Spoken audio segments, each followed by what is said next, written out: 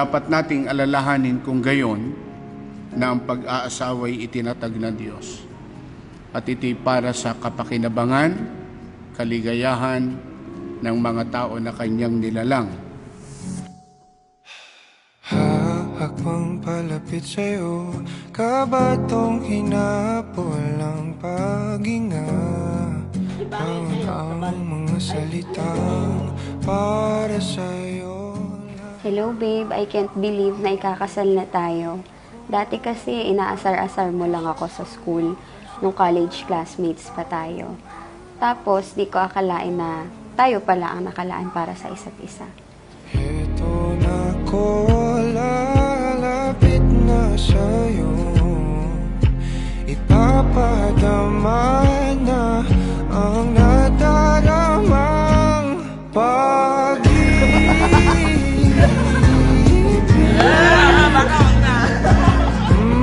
Na para sa'yo lamang, walang iba. Sa aking pinsan na super ganda, Camille.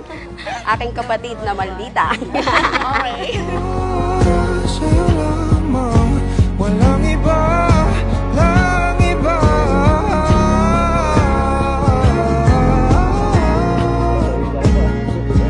Oh, para sa'yo lamang ko sinta.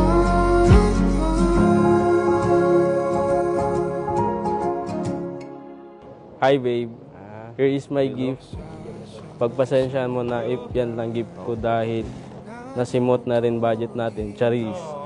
Ha ha ha. See you later. Can't wait to marry you. Hi babe, asawa ko. Wow, itong gift ko na ito ay bonus ko na lang sa araw na ito. Nilubos ko na ang pagiging isang Swiftie na kahit pati ang groomsmen ko, alam kong isa ito sa mga gusto mong magkaroon ka. Kaya ngayong araw na ito, ibibigay ko na. Salamat at mahal na mahal kita. Love you. Oh. Itinuro ng Panginoong Hesus na sa pagkakasal ay pinapagsasama ng Diyos ang lalaki at babae para sila ay maging isang laman lamang sa paningin ng may kapal.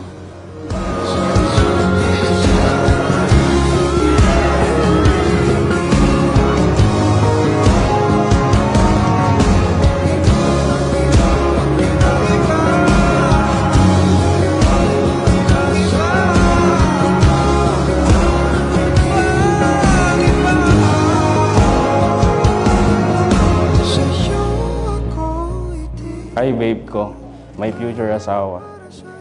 Dumating na itong araw na ating pinakahihintay. Ilang oras na lang ay ganap na tayong mag-asawa. Ginawa kong makasaysayan ang buwan ng Disyembre.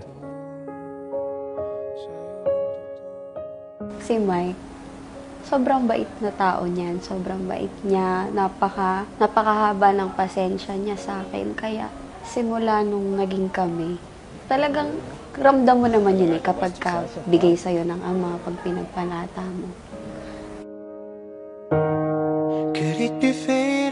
Lagi mo akong tinatanong kung bakit, kung gaano kita kamahal. Sasagutin na kita. Sa kabila ng lahat ng puro away, tampuhan, hindi na tayo magkaunawaan minsan. Nandito pa rin ako. Bago ako manligaw sa'yo, nangako sa sarili ko, tsaka pinagpanata ko sa ama, na kung sakali, kung magkaroon man ako ng girlfriend ulit, yun na yung papakasalan.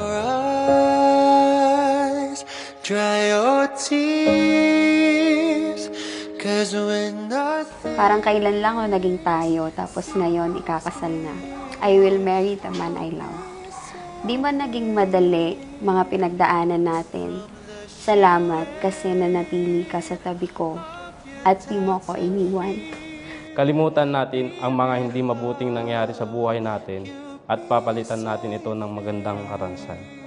Kasama po ako sa lahat ng pagkakataon, sa kalungkutan man o kasayahan. Sabi nga sa kanta ni Taylor Swift, "Marry me, Juliet, you'll never have to be alone."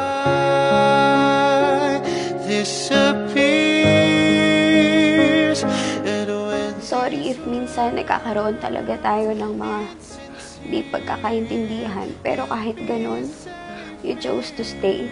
Excited na ako makasama kita araw-araw at higit sa lahat sa pagtupad ng ating tungkulin at paglilingkod sa Ama. I'll scream with you.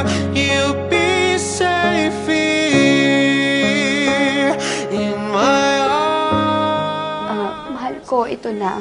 Ito na yung araw na ipinagpanata at pinakahinihintay natin.